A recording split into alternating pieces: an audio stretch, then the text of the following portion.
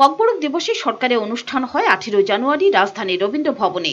সেখানে রাজধানীর বিভিন্ন বিদ্যালয়ের ছাত্রছাত্রীরা যায়। অভিযোগ, সেদিন পড়ুয়াদের মধ্যাহ্ন ভোজনে বিরিয়ানির সঙ্গে দেয়া হয় শূকরের মাংস। মুসলমান সম্প্রদায়ের ছেলে মেয়েদেরও দেয়া হয় একই প্যাকেট। ছোট ছোট পড়ুয়ারা অনেকেই বাড়িতে প্যাকেট নিয়ে যায়, এরপরই তা বেরিয়ে আসে। এতে ক্ষোভ ছড়ায় মুসলিম সম্প্রদায়ের মানুষের মধ্যে। প্রশ্ন উঠতে থাকে আয়োজকদের ভূমিকা নিয়ে। অনেকে মনে করেছেন ধর্মীয় সুরসুরি দেবার চেষ্টা করা হচ্ছে। সরকারি অনুষ্ঠানে এমন ঘটনার প্রতিবাদে সরব যুব কংগ্রেস এবং এনএসইউআই। সোমবার তারা বিক্ষোভ দেখান শিক্ষা ভবনের সামনে।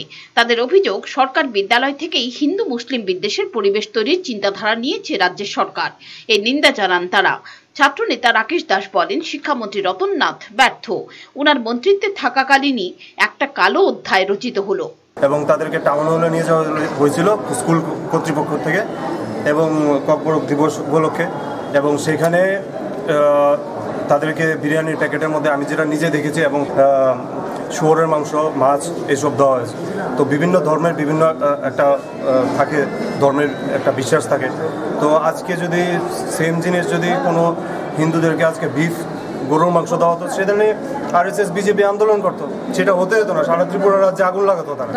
এবং রাজ্যের যিনি শিক্ষামন্ত্রী, যিনি দায়িত্ব নেওয়ার জন্য রাজ্যে 10 মাস ধরে বিভিন্ন স্কুলে ঘুরে রাজ্যের শিক্ষার পরিবেশকে অন্য মাত্রায় নিয়ে যাওয়ার জন্য চেষ্টা করছেন, সে জায়গায় দেখা গেছে উনি আজকে ব্যর্থ। সরকারি অনুষ্ঠানে এমন আয়োজন কেন? দাবি উঠেছে দোষীদের বিরুদ্ধে ব্যবস্থা নেবার। পিওর রিপোর্ট, চ্যানেল দিন রাত।